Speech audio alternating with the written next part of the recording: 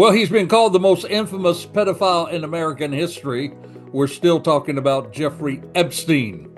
And there's even more information out. We're going to get you updated on all that in this blended episode where we're kind of combining our podcast and YouTube channel at the same time.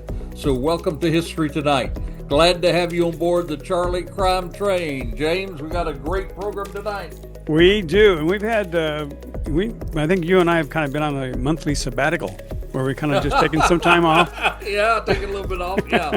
The summertime, So, this will be nice to get back in the swing of things. Yeah, I mean, we certainly, we kept the podcast up every week. So We did. And today we're doing a combine. We're putting the YouTube presentation and the podcast presentation on the same time that we're releasing at the first of the week.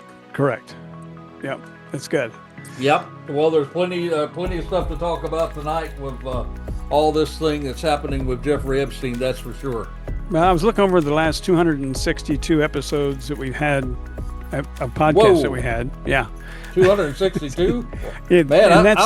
That's just podcasts. That's not the crime talk. That's just the podcasts. I'm tired already. Just thinking about that. And I look back over there, and you've already done a large series on Epstein. So why the additional interest now? Yeah, we did. Yeah, that's a very good question, by the way. Very good question. The reason is because there is additional interest now. Mm-hmm. Because during the transition, I guess, with the last presidential election, right, a lot of the people were told that all of the Epstein information would be actually released, mm-hmm. and that there would be full transparency, mm-hmm. and that it all would be out there. And even the Attorney General Pound Bondi said, I've got all these things on my desk that we're getting ready to release. Supposed to be a pile, big list, and everything like that. And guess what? They decided that there were things that they were not going to release. Okay. And so what does that say to you when they say, hey, move on along here, nothing to see here, but we're not going to release certain things. So that generates a whole lot of interest, right? A lot of curiosity, Especially those of us that like to investigate. Yeah. Yeah, especially as crime junkies, and we got a host of them out there that follow the program. And so there's been a whole lot of, and it's very interesting, even in, if you look at President Trump and his own base, you are seeing that there's a little division there now because a lot of some of the people in his base are saying, hey, what's going on here? The last president would not release it, and now you are not releasing it. Your administration is not releasing it. Right. So why? I mean, why was there a change? Right. Why now are we being told just move along now? Move along now. Nothing to see here. James, that's like when you go down the street and you see a park bench and it says wet paint on it. Yeah. And what you got to reach over there, right? You got to touch it. So when you say move along here, nothing to see here, we want to see it, right? We want to. That's hear right. It. That's right. So that's the reason why we came back and did, and plus there's new information now, Yeah. Oh yeah. From the first one, a lot of new stuff out there that has come out, a little bit at a time, and there's a whole lot. So that's why we did another series on it. Well, for those who are just tuning in and haven't really had time to catch up on our past podcasts, who is Jeffrey Epstein? Well, unless you've been living under a rock on an island, as we say often, most of the people probably know who he is. He is, he is the most infamous pedophile in America. That's the way I've been introducing the session for the last. It's a good portrayal, yeah. And he's probably the wealthiest pedophile in America. Jeffrey Epstein was born up in New York. They actually described him as a little bit on the chubby side, but a very, very smart young man. One thing we pointed out in the podcast that I did not know before that we found on this round when we did this particular series is that he actually played the piano and was a pretty good a pianist from what I hear, even as a young man. And he was so smart that while he was growing up, he would actually tutor other children, other young people, and he would make money that way. So he was already kind of an entrepreneur, you might say, as he was a young man growing up. He went to college, but here's the really interesting part about this is that even though he went to college, um, it's very interesting that he actually ended up becoming a teacher without a college degree. Becomes a teacher without a college degree. Yeah, yeah. He went to college and he dropped out of college. He was studying, math and math sciences, this sort of thing, and then he dropped out of there and he turned around and got a job at a very elite school. I mean, this school was where the best of the best went. Probably cost, even back then, 40, $50,000 in tuition. So Wow. very wealthy children there, and he landed a job teaching math there in that particular. You might kind of. It's not really a boarding school, but kind of a preschool before you get into college. Prep Yeah. school, prep Yeah. school, Well, prep you school. mentioned that he had a special talent of being able to play the piano, but there was other stuff that you mentioned as well. And what was that? His special Well, talents. he had that special talent. The real talent that we see actually happens into what he does after his teaching job. Ah, But to get back with the teaching job, this was something really interesting. Again, this is new stuff that we did not put in the first series. When he got that job, he was hired by a guy by the name of Donald Barr. Donald Barr. And the interesting thing about Donald Barr was he was in the OSS, which actually was the precursor to the to our CIA. This was what the CIA really originated at. right.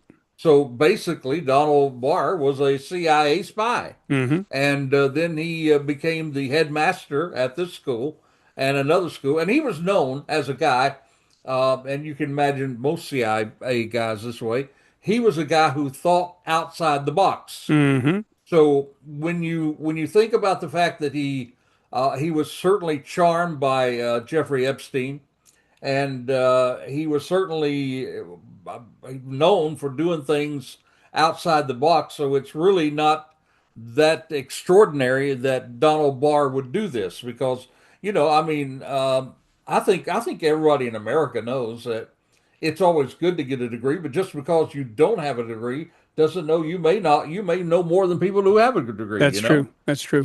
Yeah. So he landed that job, but then there became some problems, and after about a couple of years teaching there, he lost the job. They asked him to leave. Mm. Hmm. Well, and how did he get the teaching job without a degree? And was it because he knew Donald Barr? Well, because Donald Barr, one thing you're going to find about Jeffrey Epstein is that one thing that he does exceptionally well is he learns to connect or collect good contacts, and he learns to network those contacts, and he was extremely good at that. The reason why he lost his teaching job, Uh-oh. there's a couple of thoughts on it. There are some people who say, well, he lost it because he wasn't a very good teacher, but I don't really find that to be true because I have read other things that said he was doing an outstanding job teaching them. Yeah. Yeah. In fact, one of the parents, in a plush article written about Jeffrey Epstein, one of the parents said to him, walked up to him and said, why are you teaching math at this school? You should be working on Wall Street, Right. and said I should introduce you to the head of Bear Stearns, which was his next job. And sure enough,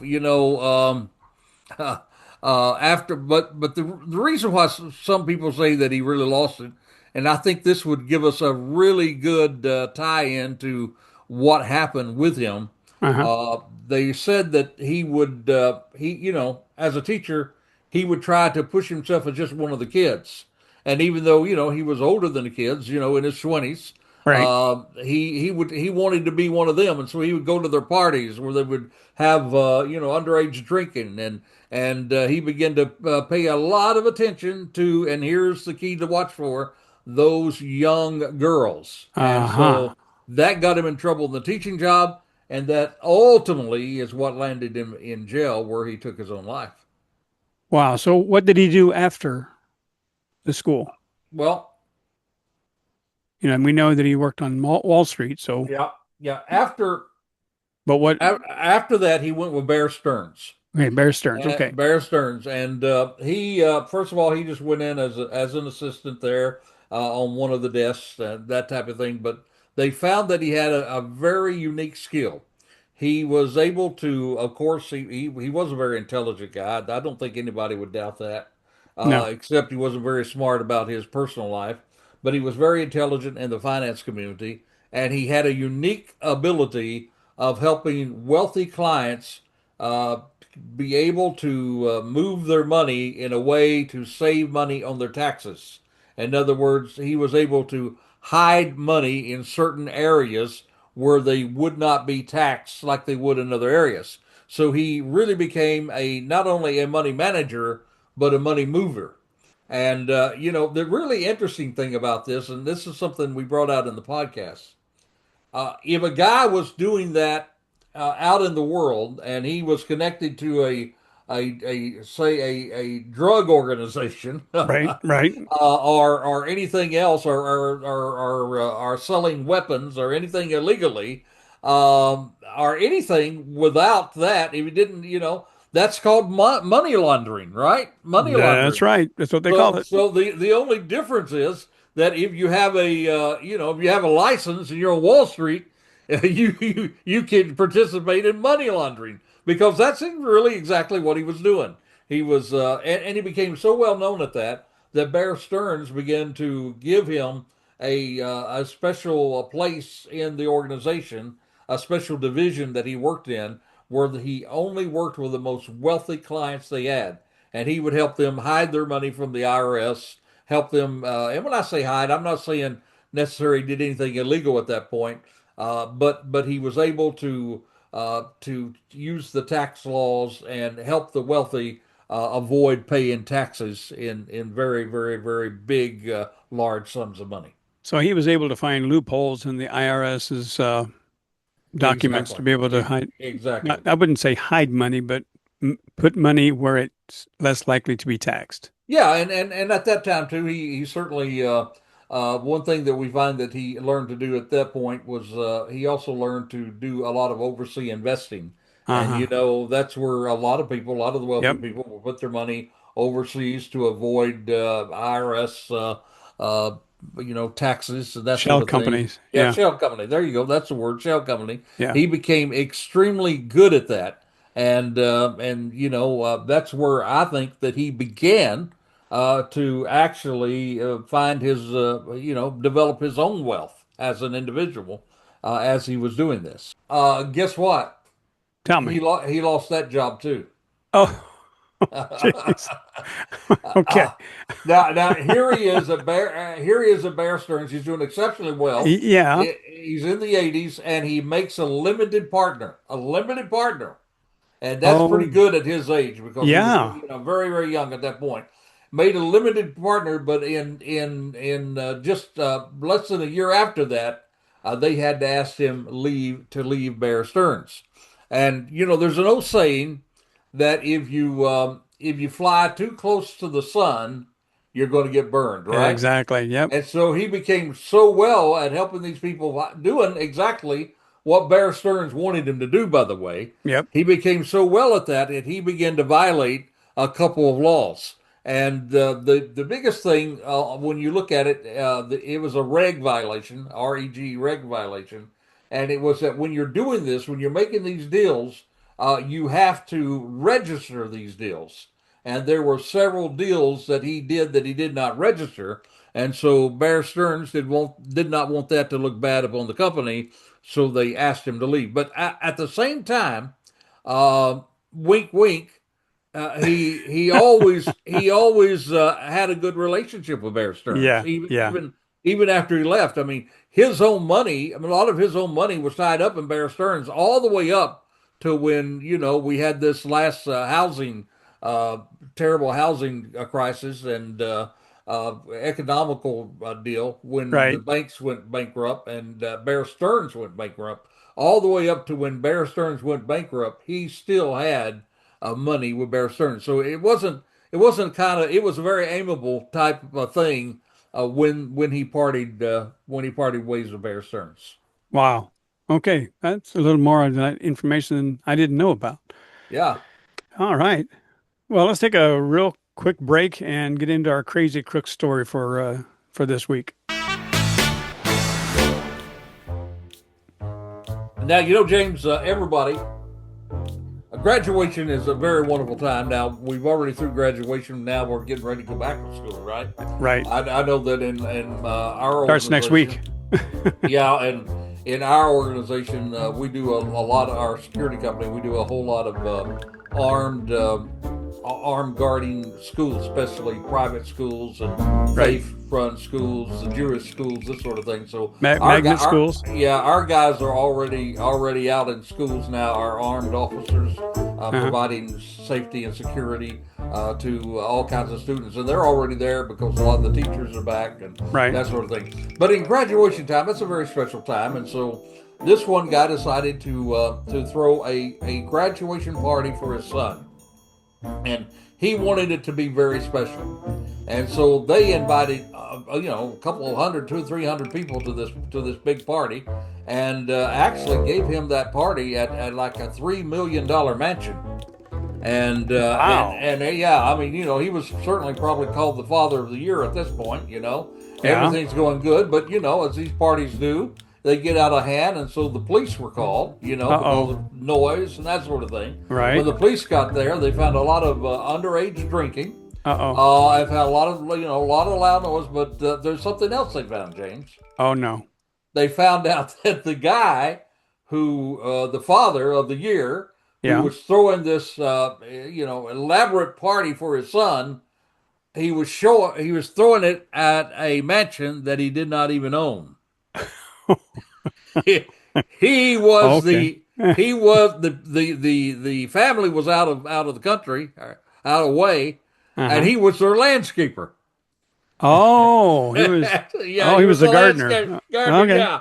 So this gardener throws this party for his son at Oh the no. at this rich, wealthy mansion, Right, right. and at first he lies, says that he's the owner, and then they found out, yeah, well, we don't think you are, and then he said, well, I'm the grandson, and no, I'm not, and well, it got down to it that. You don't do stuff like that because number one is breaking and entering. Right. So he ended up going to jail and facing several serious charges for it.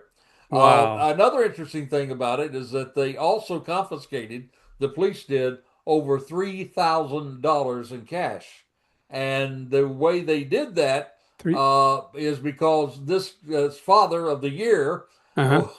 was charging a cover charge for Oh, the people to come in. a cover So charge. in addition to using somebody's mansion to throw a party for his son, he was making money off of it by paying a cover charge, and the police ended Oh up no. confiscating around $3,000 of it. So that guy indeed qualified for Charlie Crimebuster's Crazy Crook of the Week, don't you think? Absolutely. Absolutely. Breaking and entering.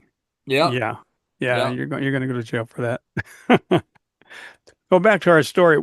What exactly did he do at Bear Stearns before he was fired, before he's let go? Well, Have like I you, said, he had a whole lot of wealthy clients, and yeah. he was doing these trades, and every one of these trades you have to register them, and there were some of them that he did not register, and that's called a Oh, reg violation, okay. Yeah. and so again, instead of Bear Stearns taking the blunt of it and it looking bad on their company, they got with him and worked out some deal, and he left them, and then he started his own company.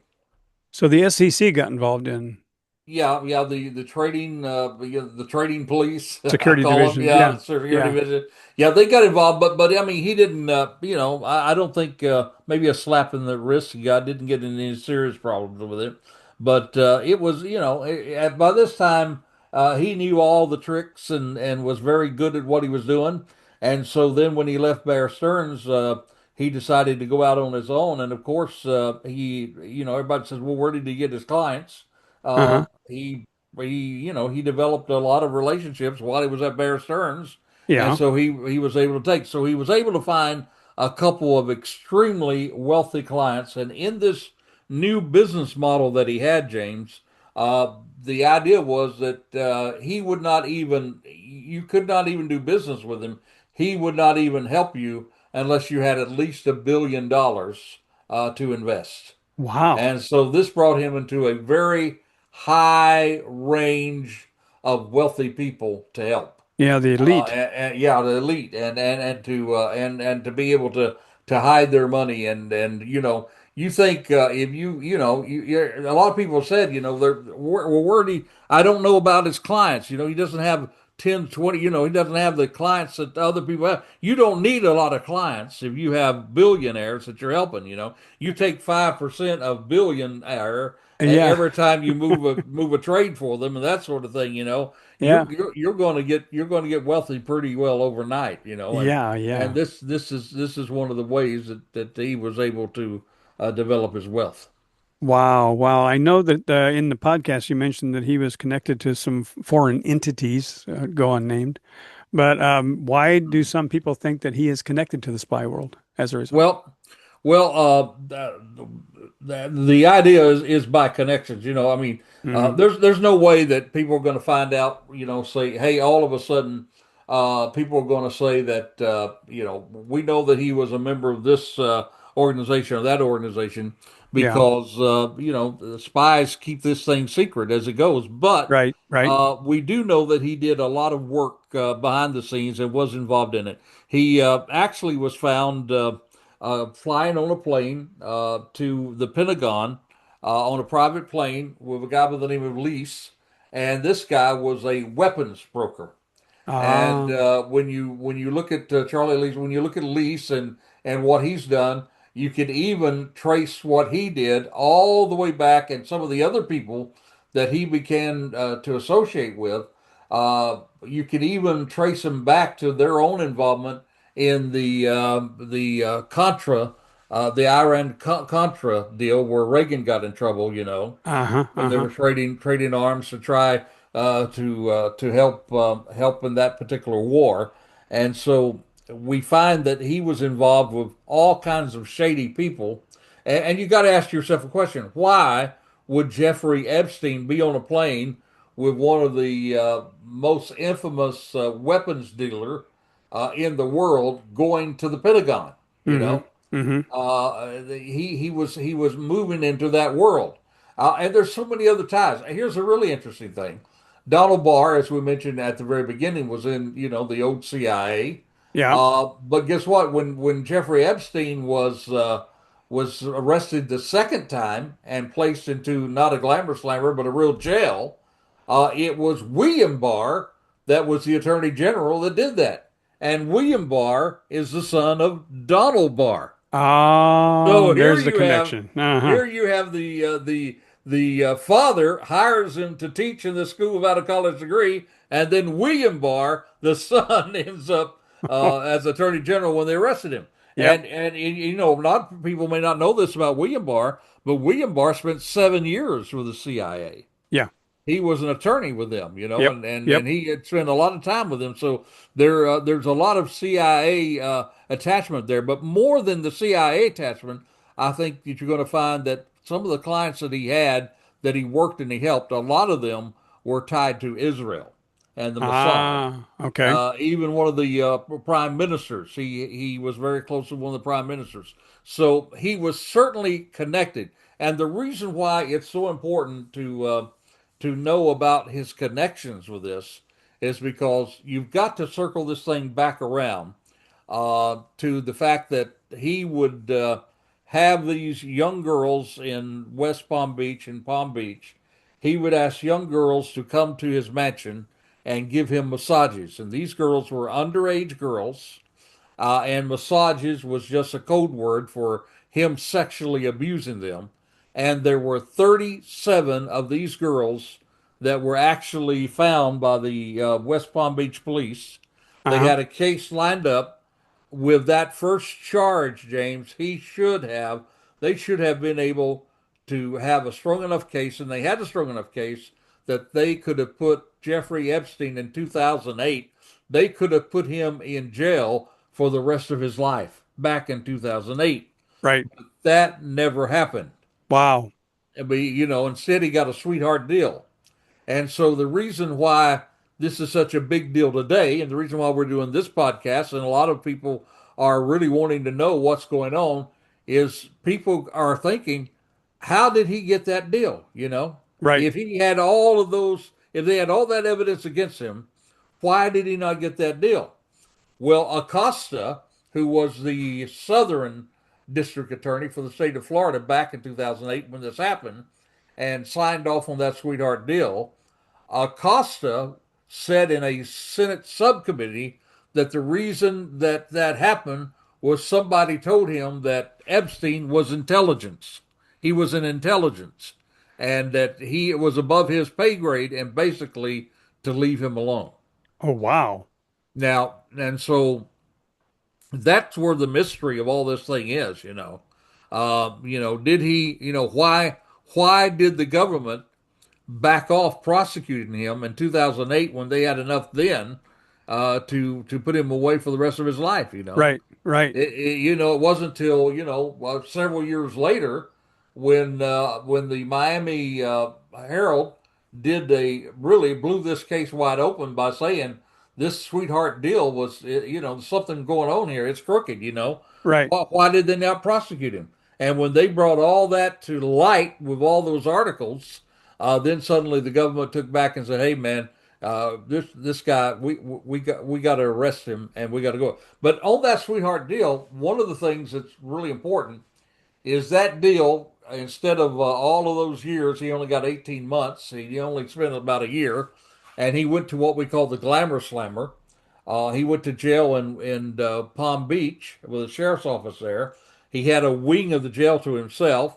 He was allowed to go out on the work release. His work release was performed at his own offices, plush offices in downtown West Palm.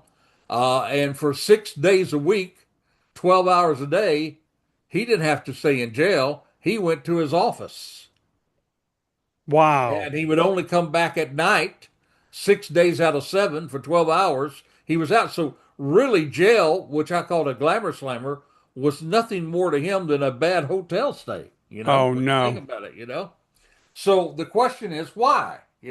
Right. What was it with the intelligence community? What did he do? Was he involved in some nuclear deal or something? Why would they do that?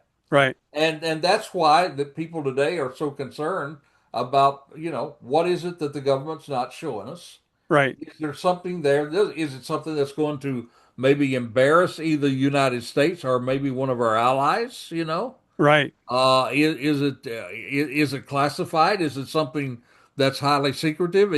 Does it have to do with national security? We don't know. I mean, we don't Right. know. But the thing about it is, the government could just say no. He didn't have any ties to it. But James, before we leave tonight, where are we on time, by the way? We have 7 minutes. Okay. Before we leave tonight, we do have a blockbuster, and maybe when we do the notes up and present this particular thing, you might put this in. There's a blockbuster here tonight Okay. because something has happened since we've done these last podcasts. They have just released, this last week. There was an article released with some of the papers that have been released that people have dug down deep and found some things, and they have now found that there is a tie to the fact in these papers that Epstein was an FBI informant. Wow. Okay. And that's something now that, we pretty well have some documentation to state that he was an FBI informant. Now, what he was informing on, I have no idea. Right. But we do know that back during that time was, when we had this financial collapse, and maybe some of the people that ended up going to jail back during the housing collapse, maybe Epstein was the informant that got some of those guys in trouble. Yeah. Or Yeah. maybe on top of that, maybe Jeffrey Epstein was telling the United States some of the things that was happening with these other countries and some of these weapons deals. Right. Right. And remember, weapon dealing was very, very prominent during this time because when the Soviet Union fell, they had all these weapons, Yep. and that began to get on the black market. Yep. Everything from, grenade launchers to army tanks to missile launchers, everything, Right. Right. And so this whole world, this is a world that a lot of us have no information about. Very few people know about it, but there is a huge market in weapons on the black market.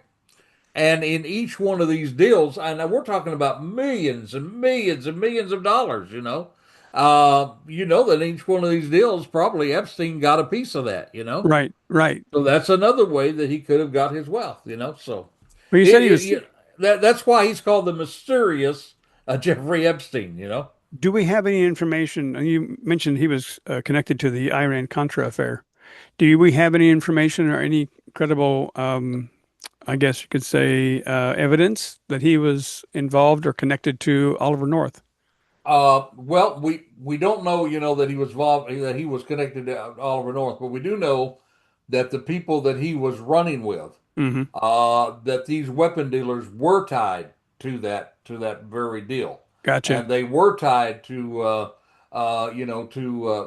North. And keep in mind, in any crime, you investigate any crime, particularly with a mob or anybody like this, you always follow the money, right? You That's right. follow the money. That's where you find where you find the principles by following the money. Yep. Well, let me ask you a question. What happens if you can't follow the money? Yeah. Follow the timeline. Well, yeah, you follow the timeline, but you need to follow that money, right?